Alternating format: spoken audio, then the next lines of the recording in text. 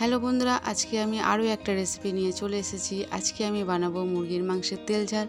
বন্ধুরা, এই মাংসের স্বাদ হয় অসাধারণ, এটা খেতে খুব ভালো লাগে আর বাড়ির প্রত্যেকটা লোক তো খেয়ে প্রশংসা করবেই। রুটি, পরোটা, গরম ভাত, পোলাওয়ার সাথে এটা জাস্ট জমে যাবে। তো এটা বানানো তো খুবই সহজ। তো চলো বন্ধুরা, দেরি না করে রান্নাটা ঝটপট শুরু করা যাক। তো এখানে 700 গ্রাম মাংস আছে, আমি খুব ভালো করে পরিষ্কার করে ধুয়ে নিয়েছি। এবার আমি রান্নার দিকে যাব। তো প্রথমে আমি গ্যাস অন করে কড়া চাপিয়ে দিচ্ছি। কড়া গরম হয়ে গেছে, এখানে আমি সর্ষের তেল দিয়ে দিচ্ছি। আমি 1 বাটি সর্ষের তেল দিয়ে দিলাম। এই রকম মুরগির মাংস রান্না করতে গেলে একটু বেশি করেই তেল দিতে হবে। তো আমি তেলটা গরম হওয়ার জন্য কিছুক্ষণ ছেড়ে দেব। তো তেল গরম হয়ে গেছে, এখানে আমি পেঁয়াজ দিয়ে দিচ্ছি। আমি এখানে 3টে বড় সাইজের পেঁয়াজ দিয়ে দিলাম। গ্যাসের ফ্লেমটা মিডিয়াম রেখে আমি পেঁয়াজটা খুব ভালো করে লাল লাল করে ভেজে নেব। এবার এর মধ্যে আমি একটা তেজপাতা দিয়ে দিলাম। বন্ধুরা, পেঁয়াজটা এমন করে ভাজতে হবে যাতে প্রত্যেকটা পেঁয়াজ লাল লাল করে ভাজা হয়। আর পেঁয়াজ পুড়ে গেলে কিন্তু একদম মাংসের স্বাদ নষ্ট হয়ে যাবে। তো এখানে আমার পেঁয়াজ ভাজা হয়ে গেছে, দেখো কত সুন্দর হয়েছে। এবার এর মধ্যে আমি মাংস দিয়ে দেব।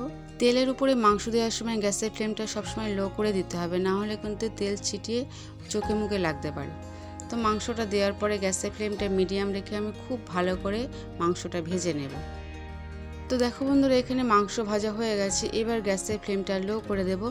দিয়ে এর মধ্যে দিয়ে দেব টমেটো। আমি এখানে একটা বড় সাইজের টমেটো দিয়েছি। আর দেবো দেখো ক্যাপসিকাম কাটা। আর দেবো এর মধ্যে দেখো স্বাদ মতো নুন। এবার এর মধ্যে গুঁড়ো মশলা দেবো। 1/2 চামচ হলুদের গুঁড়ো দিয়ে দিলাম, 1/2 চামচ লঙ্কার গুঁড়ো দিলাম। আর দেখো এখানে 1/2 চামচ ধনের গুঁড়ো দিলাম, 1/2 চামচ জিরের গুঁড়ো দিলাম। আর দেবো এখানে আদা রসুন বাটা। আমি এখানে 2 চামচ আদা রসুন বাটা দিলাম। আর দেবো এখানে 2 চামচ টক দই দিয়ে গ্যাসের ফ্লেমটা মিডিয়াম রেখে আমি খুব ভালো করে মাংসগুলো কষিয়ে নেব। বন্ধুরা, এই সময় যত বেশি মাংস কষানো হবে মাংসের স্বাদ তত বেশি ভালো হবে। এবার মাংসের খুব ভালো রং আনার জন্য আমি 1 চামচ কাশ্মীরি লঙ্কার গুঁড়ো দিয়ে দিলাম। কাশ্মীরি লঙ্কার গুঁড়োটা দেওয়ার পরে আমি প্রায় 6 থেকে 7 মিনিট খুব ভালো করে মাংস কষিয়ে নেব। তো দেখো বন্ধুরা, এখানে মাংস কষানো হয়েছে, কত সুন্দর রং এসছে। এবার এর মধ্যে আমি জল দিয়ে দেব। আমি এখানে পরিমাণ মতন জল দেব যাতে মাংসগুলো খুব ভালোভাবে সফটভাবে গলে যায়। তো জলটা দেওয়ার পর অল্প একটু নেড়ে চেড়ে দিলাম যাতে তলায় ধরে না যায়। এবার আমি গ্যাসের ফ্লেমটা হাই করে দেব, দিয়ে ঢাকা চাপা দিয়ে 10 মিনিটের জন্য ছেড়ে দেব।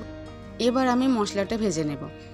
তো মশলা ভাজার জন্য আমি গ্যাস অন করে কড়া চাপিয়ে দিচ্ছি। আমি কয়েকটা ডালচিনি দিলাম, কয়েকটা এলাচ দিলাম, কয়েকটা লবঙ্গ দিয়ে দিলাম, একটা তেজপাতা দিলাম।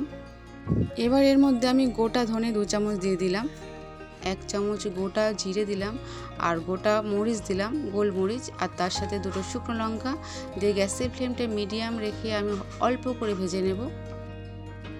তো আমার এখানে ভাজা হয়ে গেছে। এবার এটা আমি গুঁড়ো করে নেব। খুব বেশি পাউডার করব না, একটু দানা দানা ভাব রেখে দেব। তো ফিরে এলাম, দেখো বন্ধুরা 10 মিনিট পর মাংস রান্না দেখো কত সুন্দর রং এসছে। এবার এই গুঁড়ো মশলাটা আমি দিয়ে দিলাম 1 চামচ। আমি 1 চামচ দিয়েছি, তোমরা চাইলে কম বেশি করতে পারো। বন্ধুরা, এই গুঁড়ো মশলাটা দিলে মাংসের স্বাদ আর সুগন্ধ খুব বেড়ে যাবে আর খেতে খুব ভালো লাগবে। তো একটু নেড়ে চেড়ে আমি আরও 5 মিনিটের জন্য ছেড়ে দিলাম। ফিরে এলাম 5 মিনিট পর। দেখো বন্ধুরা কত সুন্দর হয়েছে। পরিবেশনের জন্য অন্য একটি পাত্রে তুলে নেব। বন্ধুরা, এরকম মুরগির মাংস বাড়িতে হলে একবার অন্তত ট্রাই করো।